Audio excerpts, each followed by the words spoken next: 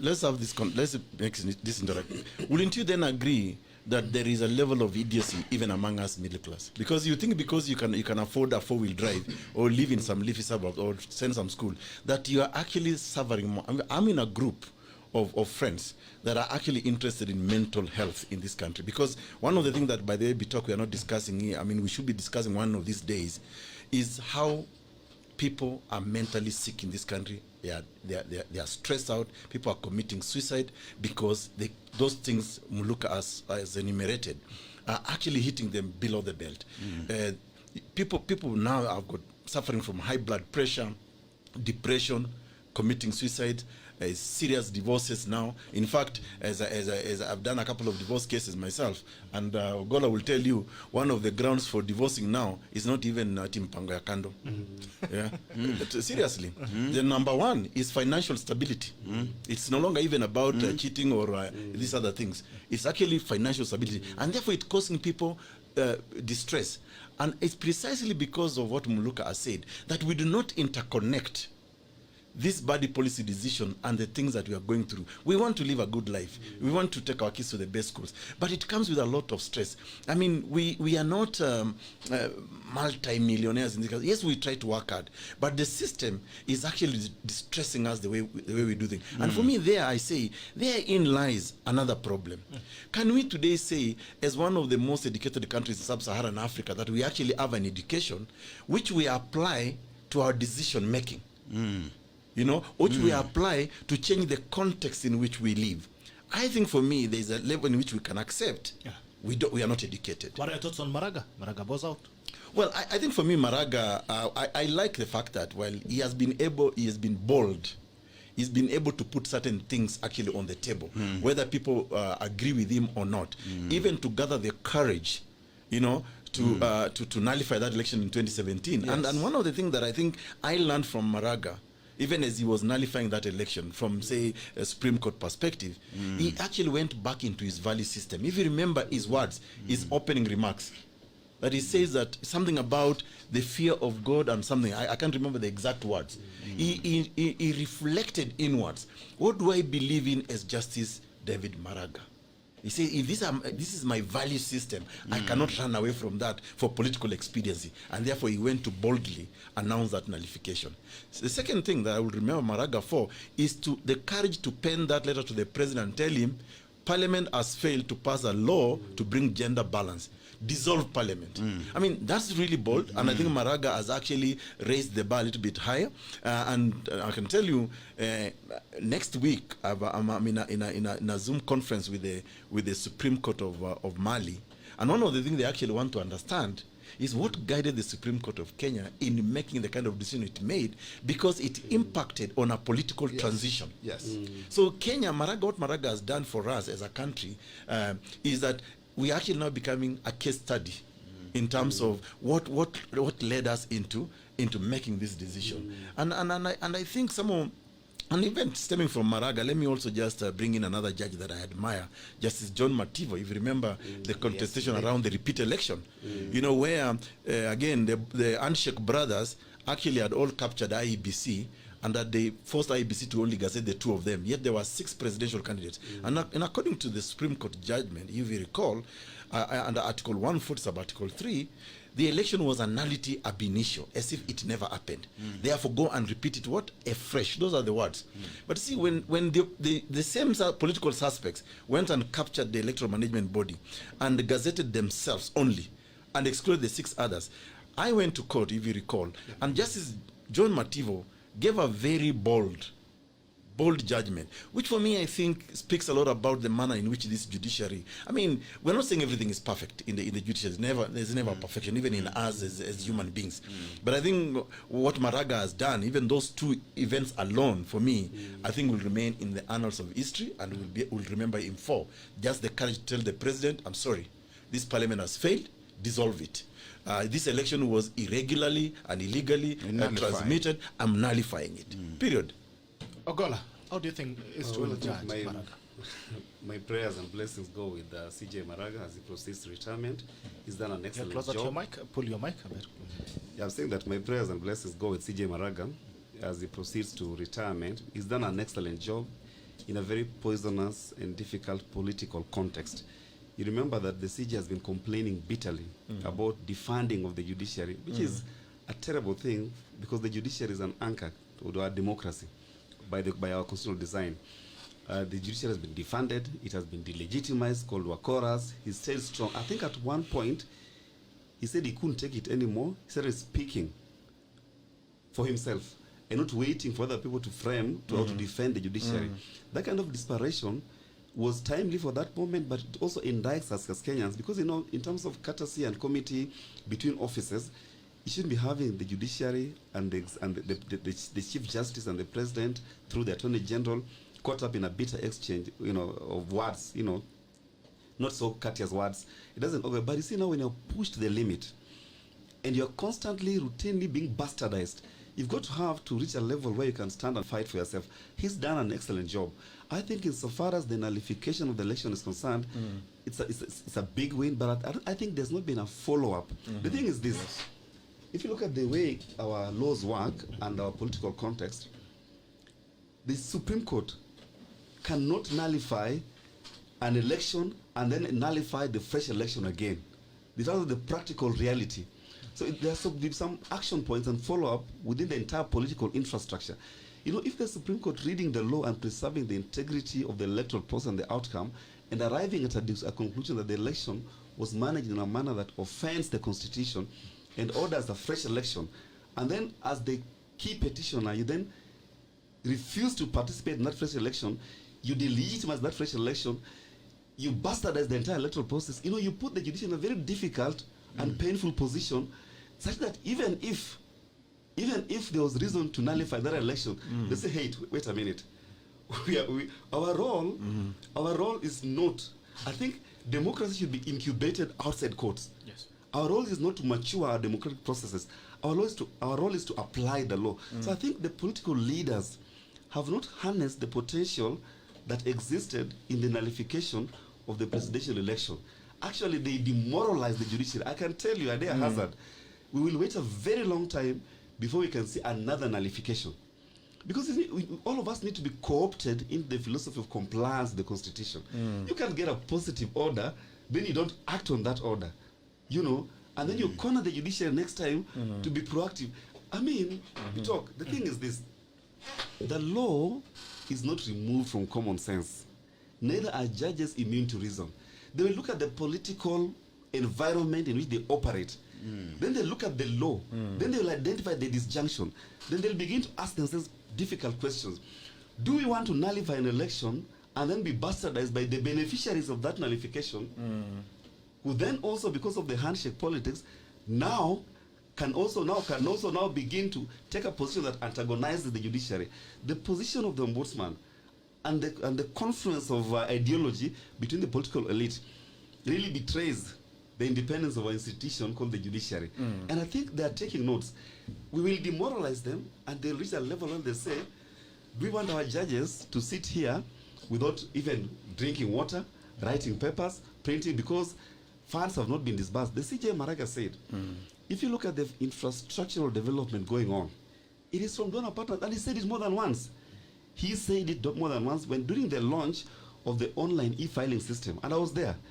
The CJ said, if it was not for donors, the kind of development, the building of courts that we are seeing would have stalled. It's a terrible indictment on how we understand governance and the relationship between the executive and the judiciary. I really, really fear. He says, pray for the next Chief Justice. I dare say, the next Chief Justice must learn lessons from the reaction of the political elite from the nullification. In India, we shall revisit the moment. Yes, in India, if you look at the population, and I like there's something good happening in India which Kenya can learn. It is the population that always defend the election manager, the population, the citizens that always defend the judiciary. If you defer to the political elite to frame for you when the judiciary is right or when they are wrong, when they are chorus, when they're doing a great job, to frame for you when IBC is right, when IBC is wrong. You know, it's just oxymoronic or paradoxical, if you like, that the IBC that was earmarked for disbandment has been told conduct the referendum Yes. successfully. And it is it's one of the items in that referendum. One of the items in the proposals. I agree with the As you wind that up OGOLLA, so there's they a control the problem conversation. with the middle. I can sympathize with the poor in this country, because when you're caught up about chasing bread and butter, whether you sleep hungry or not, you may not have time to pontificate in detail how to restructure or reorganize our governance philosophy. But the middle class that drive all the way to work, and all you do is to complain about traffic, complain about trips, talk about English Premier League, talk about all this, until you get more intimately involved in the governance architecture of our country, you will continue to pay the ultimate price. And ultimately, we will suffer, all of us. The poor will suffer, the middle class will suffer, and then there will be no country. So we're heading there. We talk. Muluka, Somebody, Kinyanji Wanjiku, just reminded me, if you may, Yes. what the words of Maraga, because I think this is really very important. Because when he was making that decision, he somehow retreated back to what values he holds as an individual. And this is what he said, that, and thanks Kinyanji Wanjiku for reminding me this, he says, the greatness of a nation lies in its fidelity to the law and constitution, and above all, fear of God. Yeah. And one of the things that we have not done in this country, we have not even lived by the 10 commandments. And I think that's one lesson Maraga actually reminded us. I what think values we need to amend it. We need to amend the 10 we clamor to amend a 264 article document, but even the 10 commandments alone, we don't live with them. Muluka, now we are getting to the second hour. Maybe just a second to say something. The problem here with the 10 commandments, the value system, it's actually, if you look at Article 10, Yes. it reflects the level of our desperation in this country. You have a constitution that is so disparate in terms that it has to itemize what it considers as our values, national values. It's a terrible disjunction that, should I know these values as a matter of fact, that I am Steve OGOLLA, I believe in this, and and this is what we believe in as a country. Then I have to look at Article 10 and say, no, wait. Article 10 says patriotism, and now Bibi has proposed an inclusion of now burdening my mother who lives in the village to be Pan-African and to care about what Malawi talks about. And legislate good manner. Now, as we roll to the second, we are rolling to the second hour. Let's change the conversation. Now, let's talk about the issues in the country. BBI, and that has to start from the bottom now, from what has happened yesterday. Then we roll it back to how did we really get here? Why are we here? And do we really need to be here?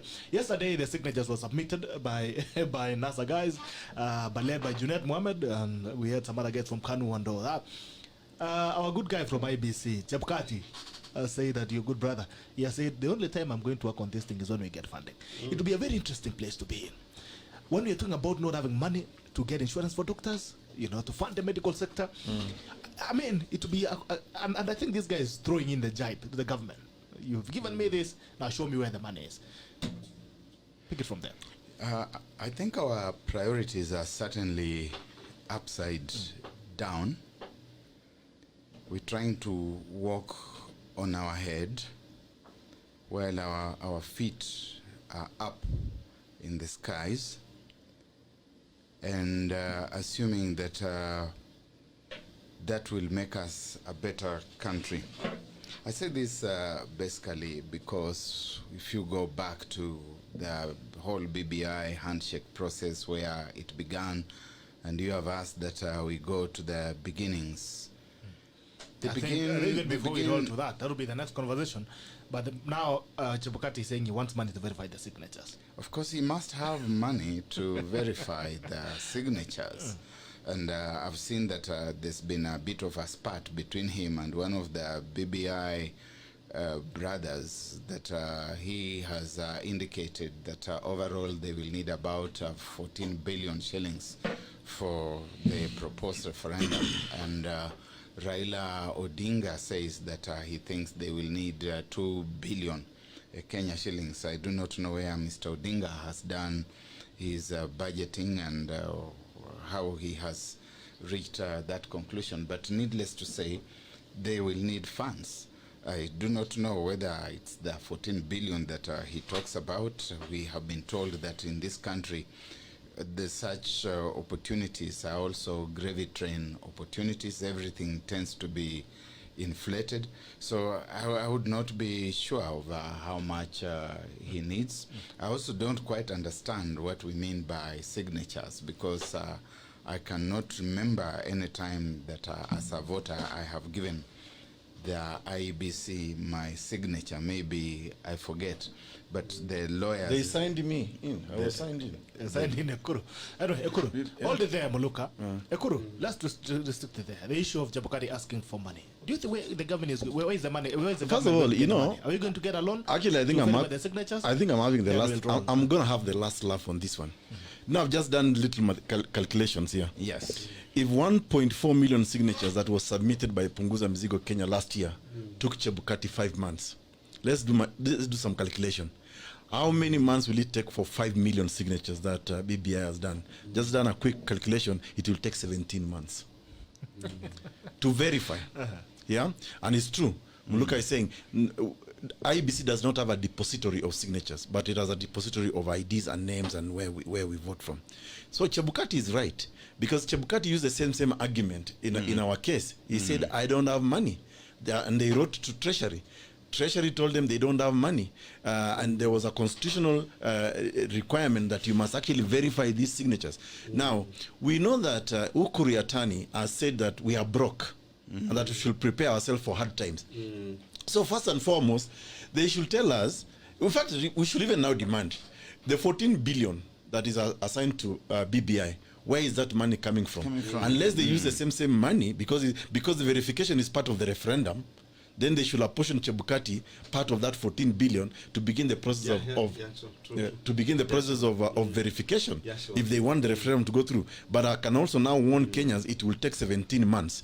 To verify 5 million signatures. That will take us to what? From now, we're talking about early 2022. Quite deep, actually, into 2022.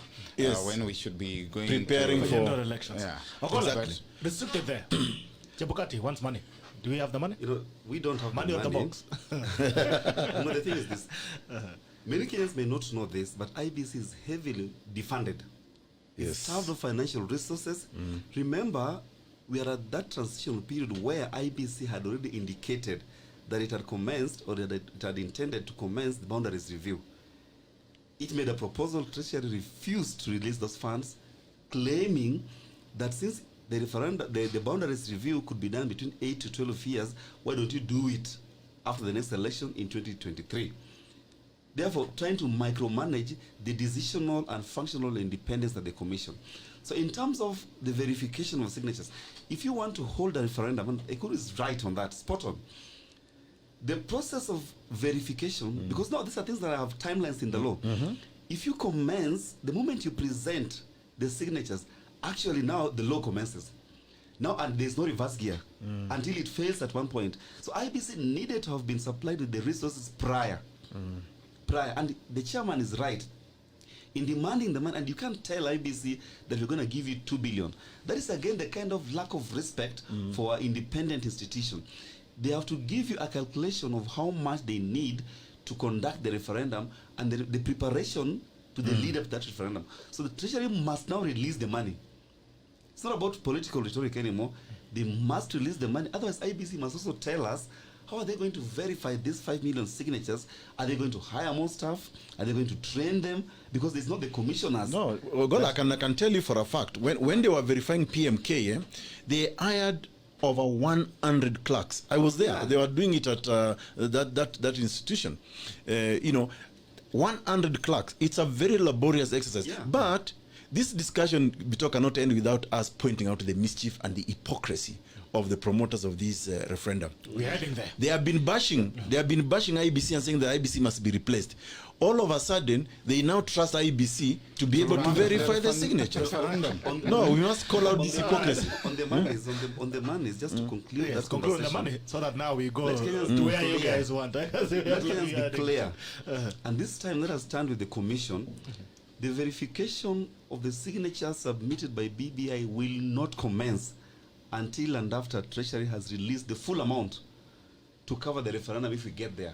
Right. You cannot say that you're releasing piecemeal, because they need to hire staff, they need to be trained, and then IBC then give us a timeline. Already, Dr. EKURU has already indicated to us that verifying just 1.4 million signatures took about 5 months. I can tell you with clarity, the earliest time we can have a referendum in this law, if things were done the right way, is probably 2022 to get at the general election, Even beyond. or even beyond. All right. Muluka, I'll bring it up back to you. Now, you've understood the process that we had towards the Constitution 2010. It was a very laborious process that took us almost 30 years.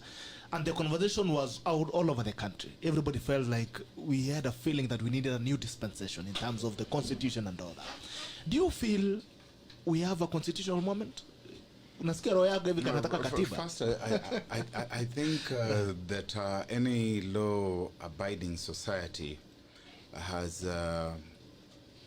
ongoing constitutional moments. It's a constitutional moment on any waking day. As we wake up, it's a constitutional moment. As we gravitate through the day, it's a constitutional moment. As we go to bed, it's a constitutional moment because we live under the law and rule of the Constitution and constitutionalism. Let us get that right. Is it a moment for an omnibus overhaul of the Kenyan Constitution? I don't think so. I think constitutions can be audited. We can look at where we have come from. We look at that institution, how it has served us up to where we are.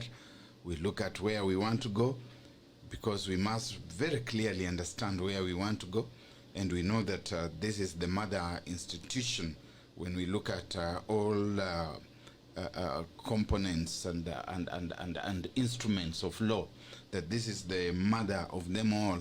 And therefore, like the mother bee, it has got to be very, very well functional, but it has also got to be protected. You see, when people in the political class are assuming office, they are made to swear. They take sacrosanct oaths and say that, among other things, they will defend the Constitution. And that is because of the primacy of that institution. Therefore, when we get ourselves into a situation where a couple of individuals who exercise certain political power are marshalling us, bulldozing us through a marsh and saying it's going to be like this, whether people like it or not, that worries me. It cannot be a constitutional moment. In fact, it is an extra legal moment with regard to the manner in which this thing is being handled. You ask about the past. How did we do it in the past? There was, of course, also contestation. And President Moi was trying to exclude Kenyans from that process. He wanted to own it with the political class that served under his tongs and hammer in parliament. But Kenyans refused. And that's how there emerged what we call the Ufungamano Initiative. And with the coming into being of the Ufungamano Initiative, even after President Moi appointed Yash Palgai as chairman of CKRC to spearhead the process, it could not begin until after Yash Palgai had negotiated with the Ufungamano team, until after he had brought all this together. And this is in spite of the fact that there was an act of parliament which gave the legal framework that then pronounced the process, that timelined the process, that gave legitimacy to the process. This thing that we are having, and I use the word thing deliberately because it is an amorphous thing whose even ownership is not known. If either President Uhuru Kenyatta or ODM leader Raila Odinga have a whimsical moment and they decide that they have pulled out of that process, it will collapse because it does not have the necessary legal institutional framework that has made all of us owners of the process.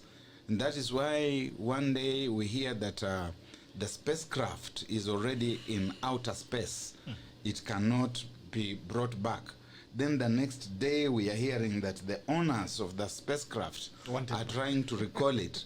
so that they can load it with more cargo before it takes off again. It's mischief. This thing is mischievous. It's mischievous. It is a lie. It is actually driving autocracy.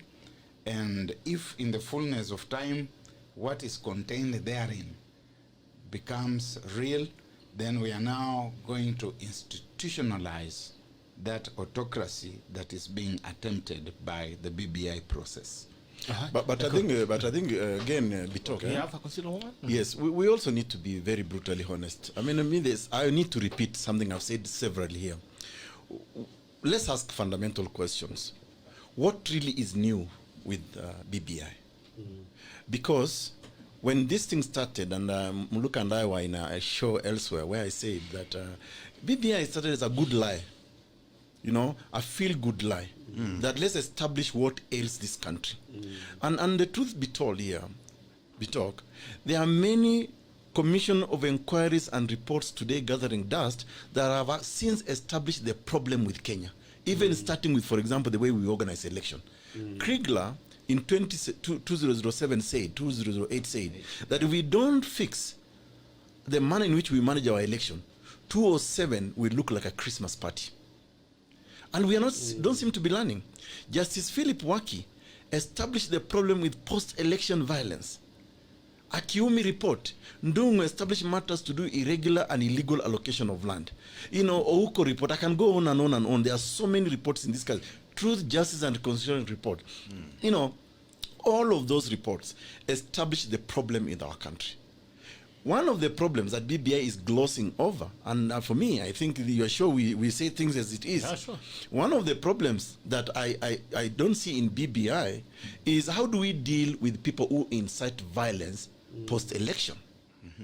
Because that is part of the problem. That is what endangers our country today, that you have individuals who believe they must be in government, if they are not in government, then the country would remain ungovernable. If, for example, you remember the Machozi Monday, when I read the report, and I told you, I've not finished reading the BBI report. At some point when I read it, I get so disgusted, I throw it down. Because some of the things tells me, you should be proud of your skin color. I see I've had a problem with it. Let's retrace the root of our ancestors, establish reasons why they came from where they came and why they settled in Kenya. I mean, some very ludicrous things. But for me, I think we should also be able to say, are we now forgetting the people of Wagala, the Wagala massacre? Because in the TGRC report, it established this is part of our problem, the marginalization. So I think one of the, even as we read this BBI, even as we are being chaperoned into a monolithic, discourse or approach or thinking, let's also say, I mean, what about that report that actually said some individuals' lands was taken, and we spent, again, taxpayers' money in those reports? And that for me really is a fundamental question that we cannot sweep under the carpet anymore. All right. Ogolla, do you feel we have a continual moment? Are we pregnant? I think BBI is solving a false conflict. It's a lie not well covered. Because if you look at the framing of the issues, the original idea was to broker a political truce between Raila Odinga and Uhuru Kenyatta. And then now they morphed that into a political conversation to keep Kenyans busy. But then they took a dramatic twist of changing the constitution. But just for the record, the idea of changing the constitution in and of itself cannot be a bad idea, because the constitution anticipates that from time to time we should be able to look at it. And the idea hazard that our constitution should not be so rigid as to make it so difficult to change, neither should it be so easy as to change it whimsically. And that is why we have entrenched provisions that require referendum. Then we have simple provisions that Parliament can amend. Now, the dishonest part in the conversation, or the idea behind the idea of amending the Constitution, the political elite, and I just say Uhuru Kenyatta and Raila Odinga, having been co-opted into a philosophy of excluding William Ruto from accessing power in 2022, have connived and have generated a plan that keeps us busy while achieving that political intention. Now, if you want to change the constitution, you must precede it with an honest audit And you can't sit somewhere, create a steering committee, then tell them, collect views from Kenya. That is disrespecting our institutions that we've mandated and we pay for. We have sectoral players. If you want to know the status of human rights in this country, you have the Kenyan National Commission on Human Rights. If you want to know the level, what Kenyans feel about public service, you have the Commission on Administration of Justice, the Ombudsman, that receives public complaints. If you want to know the internal challenges within the judiciary, you have the judiciary itself and you have the JSC, and so on and so forth. Have we had a constitutional moment where sectoral players, including Parliament itself, combine their report, and then we have a master report that then says these are the legal gaps, these are the constitutional gaps, these are the administrative policy and culture issues, so that we can see what set of problems can be resolved by a conversation that does not require opening the constitution. But the way we are doing it right now, the entire constitutional moment, the way the political elite have framed it, it's about forming some groups of political leaders in a manner that excludes another group. And you know, it's oxymoronic that you want to include by excluding. By exclusion. I think that's dishonest. I have read the report, the full reports, and I have read the Constitution of Kenya Amendment Bill 2020. I can tell you, we can do without amending the Constitution at this moment, because if you're talking about increasing the funds flowing to the counties, the Constitution already provides the threshold At least. of 15%, at least Uses the word 15%. at least. Nothing stops those decision makers to enhance it to 30%. Because if you say that the only way we can push it 30% is by amending the law, what if you want to push it to 40% and so on and so forth? You're going to have to be looking at the Constitution, amending it all the time. If you're talking about inclusion at the executive level, the creation of the office of the Prime Minister, the Deputy Prime Ministers, and the office of leader of opposition do not necessarily animate inclusion better than the structures already anticipated by the Constitution. The executive comprises of 25 persons: the President, the Deputy President, the Attorney General, and up to 22 CSs. Why don't you start with the low-hanging fruits? Wakili, hold your thoughts there. Hold your thoughts there. There's something that as part of the mischief. Why didn't Uhuru Kenyatta push for a constitutional amendment in 2013 when he created the positions of chief administrative secretaries? Because that was an expansion of the It was an executive. opportunity for him to do Yeah. that. Yes. Now, So I want Ogolla, you're doing well. Now, you've actually, I think we've hit that discussion on the constitutional moment. Now, you guys, all of you have read the document. All of you. I'm sure Muluka has read. I want to give you guys a free will and a free way to debunk the document in your best way. The best and the worst. Well, as you know, I was already telling you, that as far as BBI organizes the executive and framing it as inclusion, I find there's a problem there of conceptualization framing. It's a lie not well covered. If you want to, we have a majoritarian system when you are electing the president. Ultimately, the president will be produced at the ballot and only one person will emerge. How about, first of all, you will desensitize each other around not voting on ethnic lines, so that the ethnic minorities, which the Constitution isolates and demands protection and participation from, can have a decent chance. But I said, with the executive comprising of at least 25, of a maximum of 25 persons, how about you start animating inclusion in the executive by having the president as Kikuyu being as he is, the deputy president as Kalenjin as he is, the attorney general maybe a Luo, then the 22 slots for CSs, pick from each ethnic minority, so they can have a voice also. But look at the way the executive is populated as it is.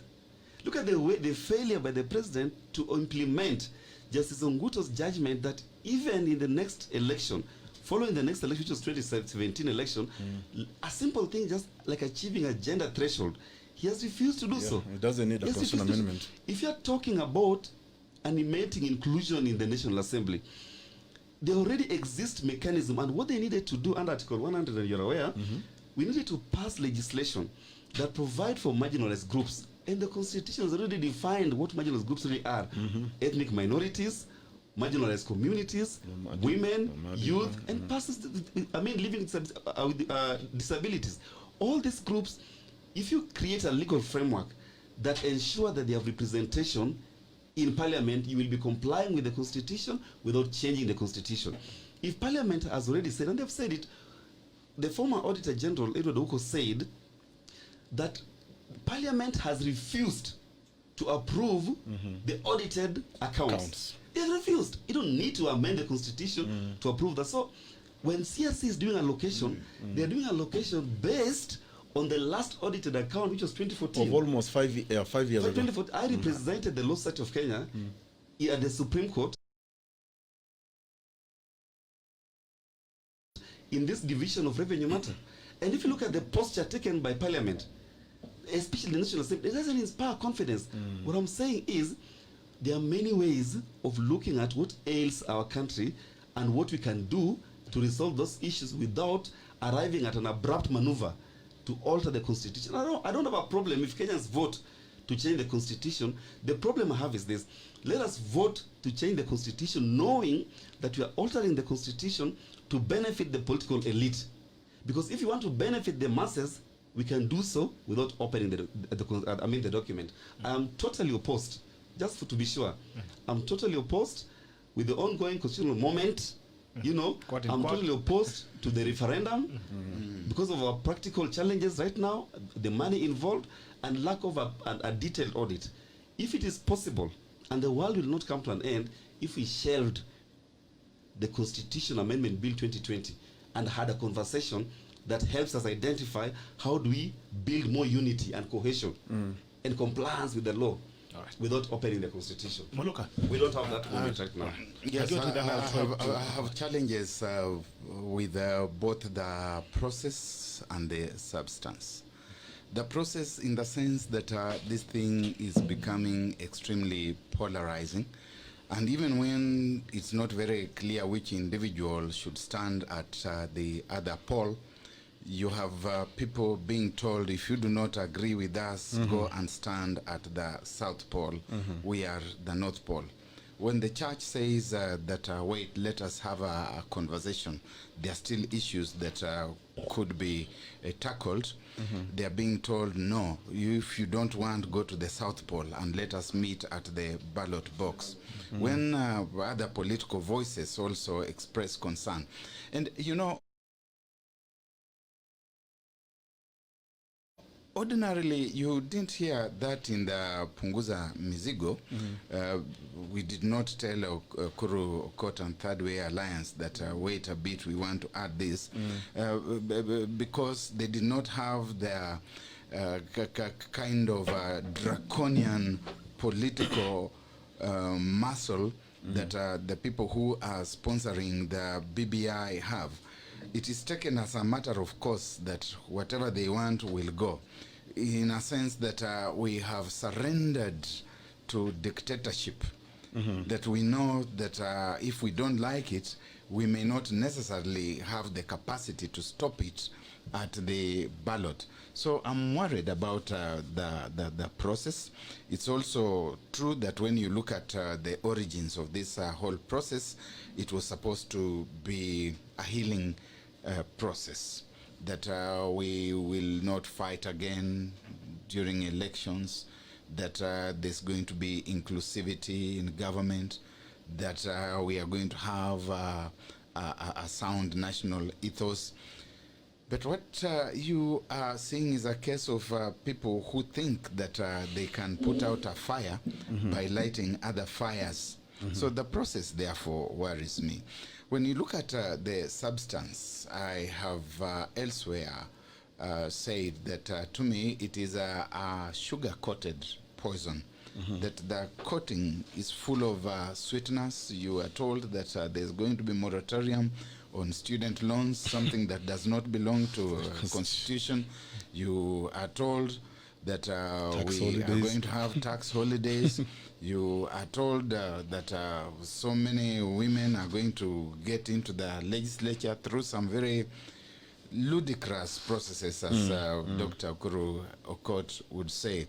And many other sweeteners. The thing about CDF, the World Development Fund, things that are meant to hoodwink what are considered to be critical constituencies, so that they can support this thing. You saw at some point governors were also coming on board and saying we want retirement benefits, we want to have I don't know how many cars and to be paid so much money after we retire. It is those sweeteners that then disguise the poison that is at the heart of this thing. Are there bridges? Yes, there are bridges. There are bridges for the executive to make incursions into the judiciary, for the executive to make incursions into the legislature, that are bridging the executive into purely autocratic space. That even such things as the vetting of cabinet secretaries in future to be ministers, it's been taken away. The president will now appoint a cabinet that we have no say over. In the present dispensation, Parliament, even a lame duck parliament such as the one we have, treats us to the drum and the motions. A lame duck is even better. This one has no legs. Okay, a legless. A legless duck. Yeah, duck. Like this one that we have. It takes us through the choreography, the motions of vetting presidential appointees. It's a good thing that we have in place. The present parliament under Uhuru Muigai Kenyatta may be whipped at parliament, it may be intimidated, and it may do as the president wishes, but the very fact that we still have that institution and that we have that constitutional provision that bequeaths parliament with certain authority is good going into the future, because there will come an opportunity when Kenyans will have leaders, elected leaders, who are more assertive than the caricatures that we have today, and they will exercise that power. But that power is now under threat of being taken away. That you have then a president who appoints a prime minister whom he can sack, who appoints a cabinet that he can sack. You do not see the legislature having any role any longer. And then the bloating of that institution of parliament is a very, very worrying thing.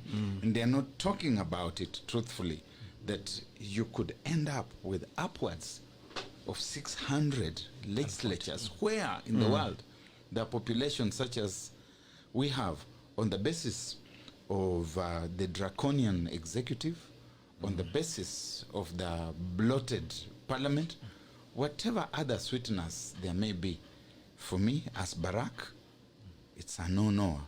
And if I find a camp that is going to be saying no, I will join it. And if there isn't one, I will put one in place and lead it.